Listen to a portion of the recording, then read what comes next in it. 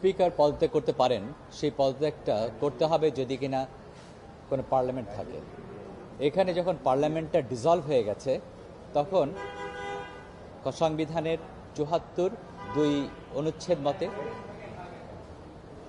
এখানে পদত্যাগের কিছু নাই, কারণ স্পিকারের পদ ততক্ষণ পর্যন্ত থাকবে যতক্ষণ পর্যন্ত পার্লামেন্ট থাকবে। এখানে যেহেতু পার্লামেন্ট ডিসলভ হয়ে গেছে, সুতরাং অনুচ্ছেদ 74(2) অনুযায়ী পদত্যাগ যেটা আছে সেটা রিডান্ডেন্ট, অপ্রয়োজনীয়। তবে প্রশ্ন হতে পারে যে সেক্ষেত্রে আরও সাংবিধানিক যে বিষয়গুলো আছে সেভাবে কীভাবে অনুষ্ঠিত হবে। সেখানে আমি আপনাদেরকে মনে করিয়ে দেব, যখন এরশাদ সাহেবের যখন পার্লামেন্ট ডিসলভ হয়ে যায় এরশাদ সাহেবের সময়, তখন যখন বিএনপি 1990-তে ক্ষমতায় আসে, তখন যদি মনে করতে পারেন দেখবেন যে শামসুল হুদা সাহেব স্পিকার হিসেবে কাজ করেছিলেন এবং শামসুল হুদা বিগত পার্লামেন্টের স্পিকার ছিলেন, সেই একটাতেই তিনি প্রিসাইড করেছিলেন।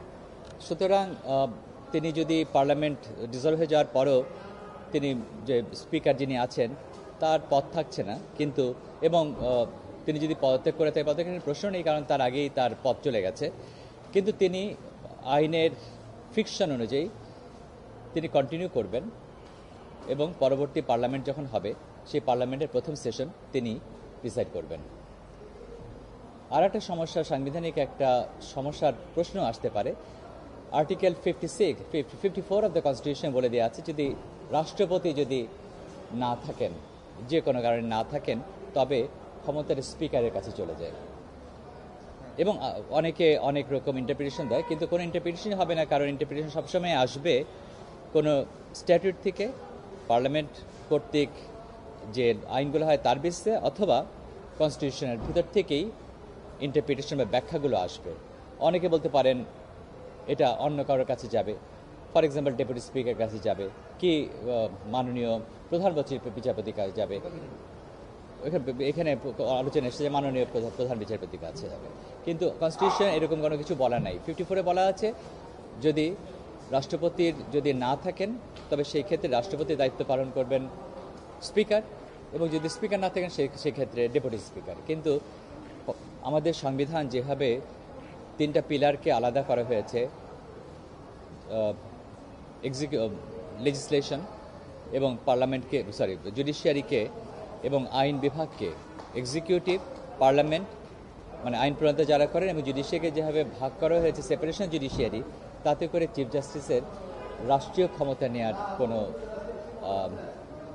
বিষয় কোনো আইন অথবা সংবিধানে দেয়নি, এবং আইনও করলে হবে না, কারণ যে কোনো আইন যদি করা হয় যেটা সংবিধানের বেসিক পিলারের পরিপন্থী হয়, তো সেই ক্ষেত্রে সেই আইনও টিকবে না।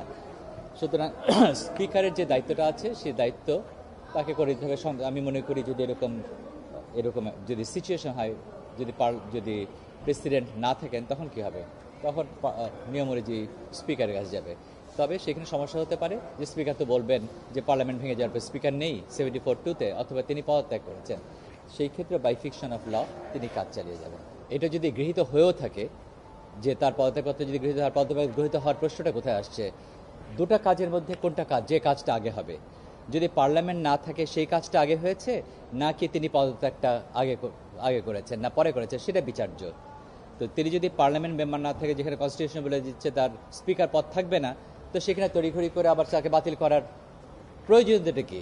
এটা অতি উৎসাহিত একটা ব্যাপার, ওভার এনথুসিয়াস্টিক। পদ তো নেই, উনি তো স্পিকার নেই। উনি কেন করেছেন সেটা উনি জানেন, ইন হার ওন উইজডম তিনি জানেন, কিন্তু কনস্টিটিউশনে বলে দেওয়া আছে যে পার্লামেন্ট যদি ডিসলভ হয়ে যায় তবে তার পদ থাকবে না।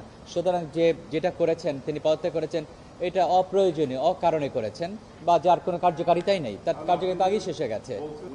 বাই ফিকশন অফ ল ধরে নিয়ে তিনি আছেন, বিকজ অতীত রেফারেন্স আছে যে যিনি নতুন পার্লামেন্টে বিএনপির সময় প্রথম অধিবেশন তিনি করেছেন, তিনি এটা প্রিসাইড করেছেন। সুতরাং পদত্যাগ করলেও তিনি প্রিসাইড করবেন।